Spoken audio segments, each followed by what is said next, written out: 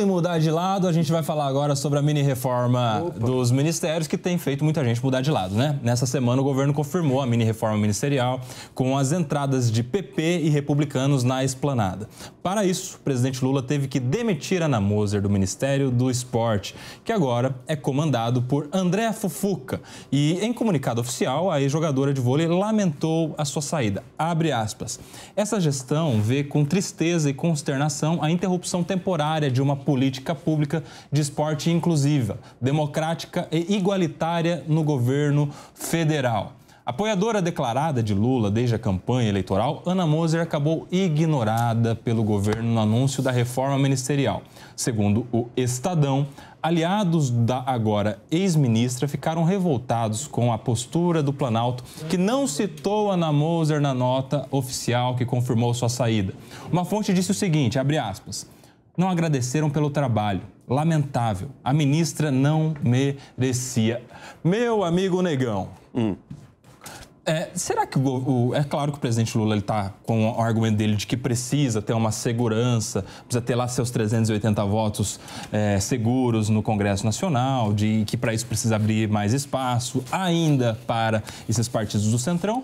Mas, poxa, a Ana Moser fez campanha para ele, foi uma ministra, acredito, que atenta às suas missões e cumpriu o que se esperava dela nestes 8, 9 meses de gestão. Não cabia pelo menos um agradecimento público, uma mensagem de agradecimento pelos serviços prestados à Ana Moser? Com certeza, da mesma forma que não cabia a ela também sair desse jeito, né? Abre aspas, esta gestão vê com tristeza e consternação a interrupção temporária de uma política pública de esporte inclusiva, democrática. Então, de cara, ela já está falando que o André Fufuca não vai fazer nada disso? Isso parece um pouco recalque. Entendeu? Isso não, isso não foi legal. O Lula errou. Uma fofocada. Ela dá uma fofocada aqui. Tudo bem? O que eu acho, o Kobayashi, é que eu vejo sempre com tristeza, eu até comentei isso no último Linha de Frente, que é uma tristeza a gente ver que voltamos para o Brasil lá de 1990, para o Brasil de 2000, de 2010, onde tinha aquela coisa quase glamurosa de um partido se orgulhar de ter ganho tantos ministérios, porque ele vai apoiar o governo só porque ele ganhou os ministérios e não se o governo tem uma pauta boa ou não, e não se o governo tem um projeto bom ou não. Aqui na mesa a gente tem um deputado federal que o partido dele é base do governo, mas ele vota justamente com esse pensamento que eu acho legal. A Ana Moser, ela tem só 9 meses de governo, não dá nem para você dizer se ela está indo bem ou está indo ruim. Ela ainda está no começo do governo e, gente, ela cumpre o principal, que para mim é o critério, que é o critério técnico. Ela é uma esportista. Há muito tempo ela entende. A gente pode ver o quão importante isso, é só a gente ver a atuação do Derrite, aqui em São Paulo, ex-rota. Então a gente consegue entender o que significa você...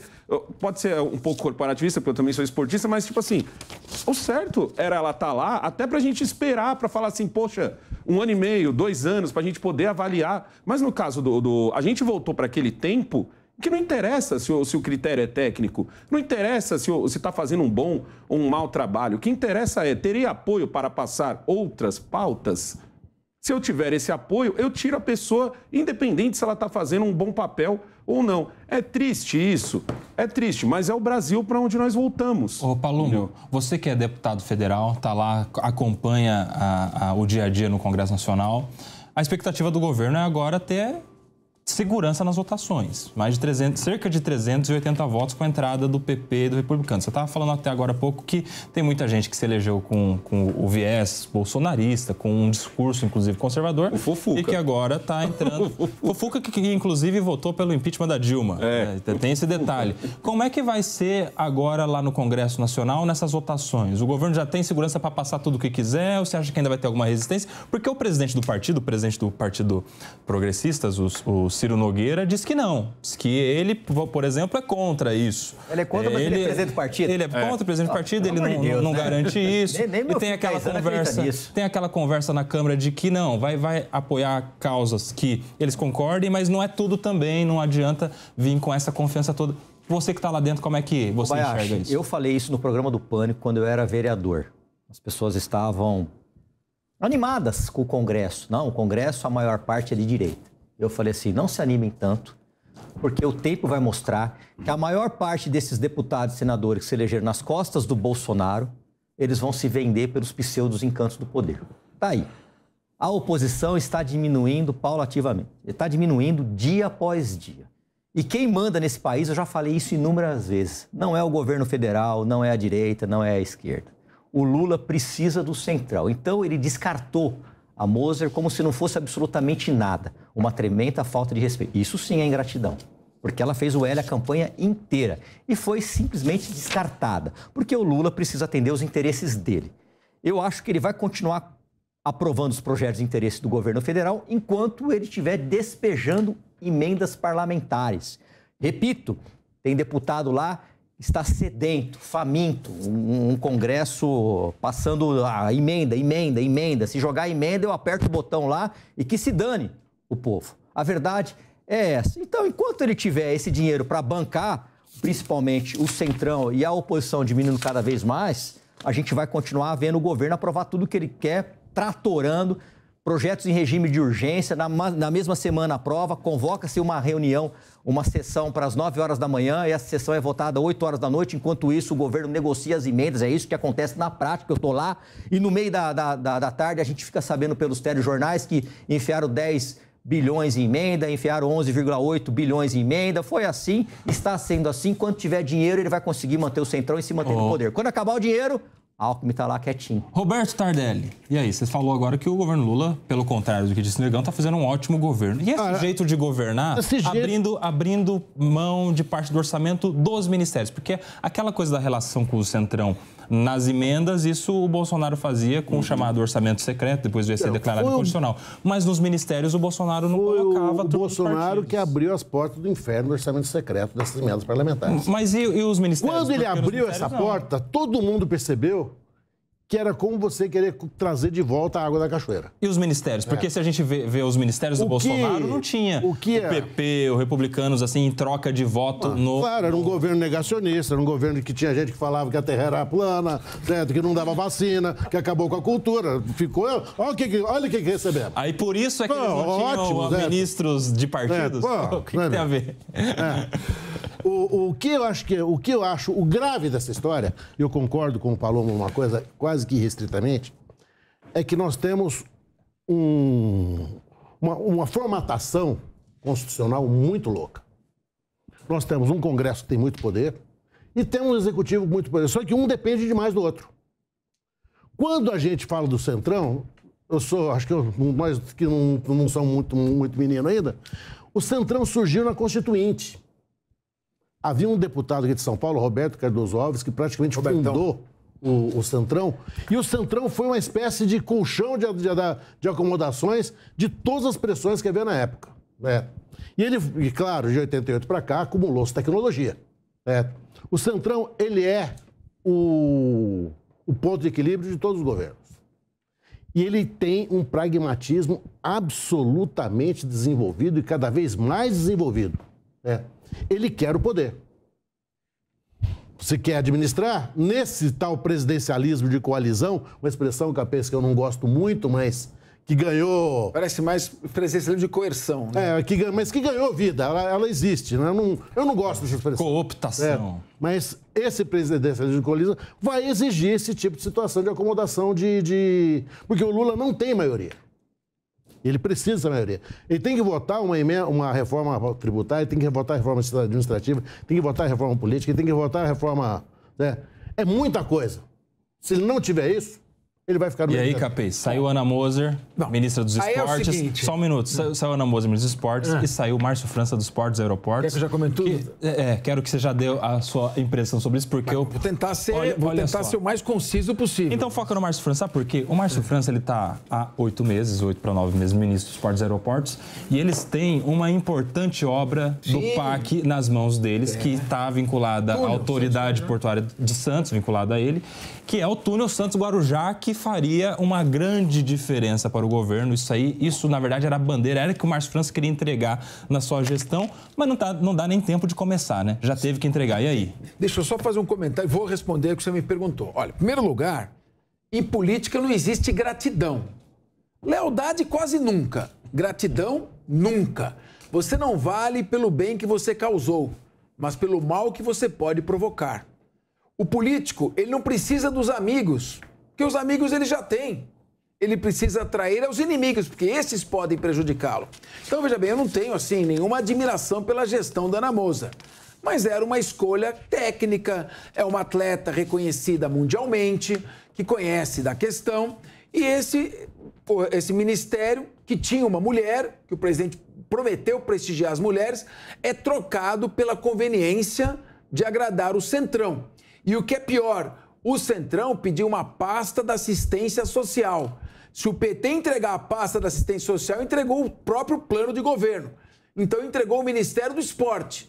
Só que o PP não quer o Ministério do Esporte. Ele quer o Ministério do Esporte turbinado com algumas secretarias da assistência social. Então aí está começando a sequestrar a administração e o programa de governo. Número 1. Bom, número 2. Me parece que essa estratégia do presidente não vai funcionar. Porque você não consegue, dando um ministério para um partido, cooptar o voto de todos os deputados desse partido. Está aqui um deputado do PP, que se mantém... MDB. Você é da MDB? Mas o MDB também está sendo cooptado. Não, o MDB é mais centrão do que centro.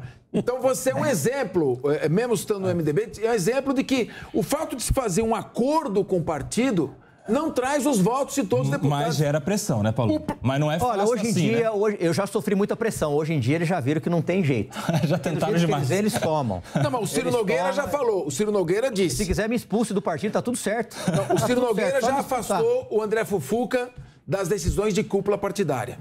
Bom, vai estar lá. Bom, mas o seguinte, pode ser que ele tenha cooptado um grupo de deputados do PP. Isso aí não parece meio que já cartas marcadas? Eu vou fazer isso aqui, você faz aquilo lá, a gente engana e não engana, não. Eu não acho que seja, não. Eu acho que realmente você não consegue cooptar todos os deputados de um partido entregando o ministério a ele. E no caso do Márcio França, então, eu acho mais aberrante. O Márcio França é o principal responsável pela eleição do Lula. Exatamente. O Márcio França levou o centro-esquerda e uma parte da centro-direita para apoiar o Lula por meio do governador Geraldo Alckmin. Exatamente. Ou seja, ele trouxe muita gente que votaria em branco ou anularia o seu voto para votar no Lula em razão do Alckmin. Ele fez a costura.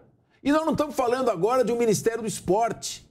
Como você disse bem, Kobayashi, é um ministério importantíssimo. Tem ali a obra do túnel Santos-Guarujá. E existe uma pessoa seríssima que eu conheço, muitos de vocês conhecem, que é o advogado Anderson Pomini, foi secretário de Justiça do município, está fazendo um trabalho sério, está modernizando o Porto de Santos e, no entanto, vai se perder todo esse trabalho, está fazendo todo o planejamento econômico e jurídico do Porto de Santos, vai se interromper esse trabalho para entregar ao Partido dos Republicanos. Um ministro que, segundo o Nando Ferreira, o Mano Ferreira, ele foi lá, ele foi responsável pelo metrô de Pernambuco, isso aí até foi um circuito. Mas daí tem um negócio, Capês. Tem um negócio aí, Capês. Porque quando entrega o Portos e Aeroportos para o Republicanos, em especial, que é o partido, coincidentemente, do governador do estado de São Paulo, o PT, quero trazer o Negão para essa conversa, o presidente da República pode estar dando um tiro no pé. Por quê? Porque vai ter muita gente querendo ser o pai da obra do túnel Santos-Guarujá, inclusive o Tarcísio, que é do Republicanos, que agora assumiu o ministério e vai tocar essa obra lá, porque está perto. Não está o presidente Lula dando de bandeja para o Tarcísio uma obra para depois ele chamar de sua, Negão? Não pode ser um tiro no pé? Foi a ironia que o Márcio França fez na sua despedida. Exatamente. Eu estou de acordo, o Lula está se aproximando do governador Tarcísio. O Lula tá vendo, o Lula tá vendo que não vai valer a pena brigar com o Tarcísio, porque o Tarcísio vai fazer um bom governo, já está fazendo um bom governo. O Tarcísio é mais aguerrido, ele está mostrando serviço, a gente viu pelo que aconteceu lá no Guarujá. Você pode ver que pouca gente está até diminuindo as críticas um pouco, né? Principalmente pelo que está acontecendo na Bahia, que estão fingindo que não está acontecendo nada. Mas tudo bem. É verdade. Para o Lula, é vantagem esse trabalho do Tarcísio, porque ele com certeza vai também chamar essa obra de sua. É assim que funciona aqui no Brasil. Ele vai fazer um pouco, né, porque também tá essa briga do Republicanos, que uma hora diz que não vai pegar ministério, outra hora vai pegar ministério, agora já tá se encostando. Pegou o Ministério dos Portos e Aeroportos e também a FUNASA. que foi recriada debaixo do guarda-chuva do Ministério da Saúde para atender o interesse de nomeação de cargos nessa importante estatal, que tem muito dinheiro, tem o orçamento na mão, tem isso também. Eu não concordo com você quanto ao tiro no pé, muito pelo contrário, mano. Eu acho que ele está dando... esse ministro está fazendo ali uma boa jogada, né? Olha só, eu falando que o Lula está fazendo uma boa jogada, e é mesmo, gente. Estrategicamente, ele vai dar na mão de quem vai trabalhar, de quem vai entregar, e pode apostar que ele vai estar lá no dia da inauguração, e também pode apostar que se essa obra ficar pronta, acho que não, né? Porque essa obra é uma obra um pouco mais longa, ele pode muito provavelmente usar na sua reeleição. Pega isso que eu estou falando. Ele pode muito bem usar isso daí na sua campanha para reeleição. Se o Tarcísio vier como presidente. Mas tudo indica que eles vão dividir a obra. Eles vão dividir a obra.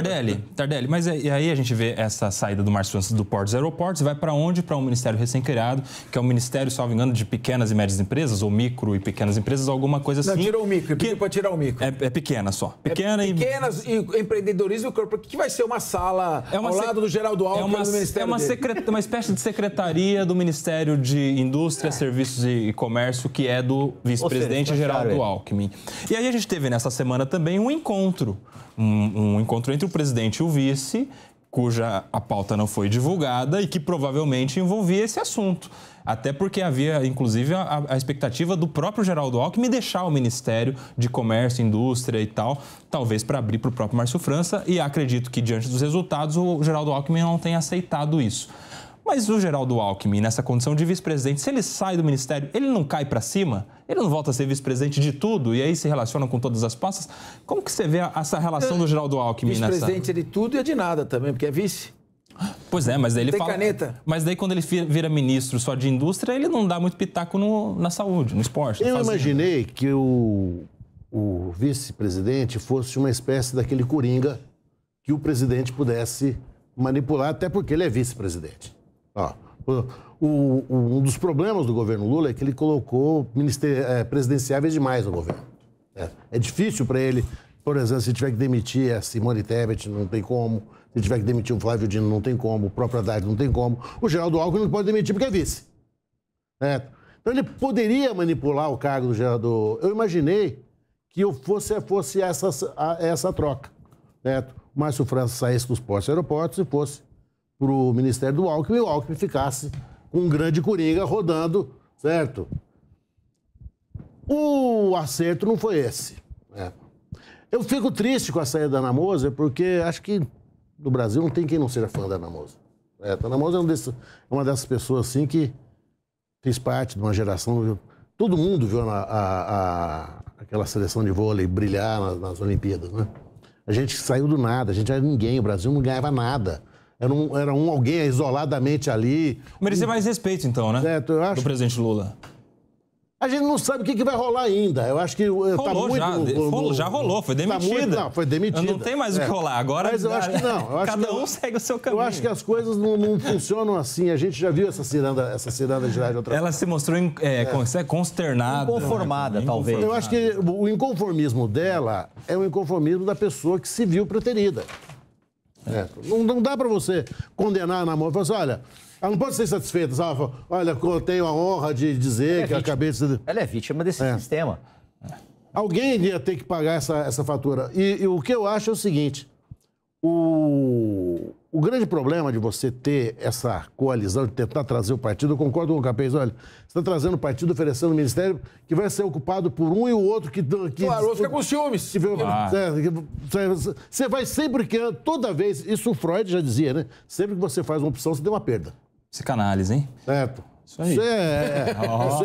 Não, mas é isso mesmo. Você agradou um, você já desagradou os outros. Toda escolha uma renúncia, já diriam os coaches. Só que tem uma coisa, hein, Tardelli? O Bolsonaro tinha 23 pastas.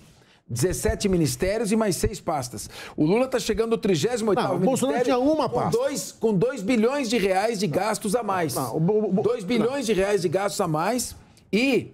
Até agora depositou 12 bi de emendas parlamentares, mais os 2 com gastos com aumento dos ministérios, e está com déficit de 78,4 bilhões de reais. E com previsão agora no orçamento do ano que vem para 37 para emendas. O ano que vem já está previsto. 37 e o déficit está em 78,4 bi. No mesmo período, o Bolsonaro estava com superávit de 73 bi. Naquela reunião, Tardelli, um minutinho pra gente encerrar. só naquela reunião célebre do Bolsonaro com o seu ministério, que todo mundo ficou Sim, aquela- perplexo com aquilo.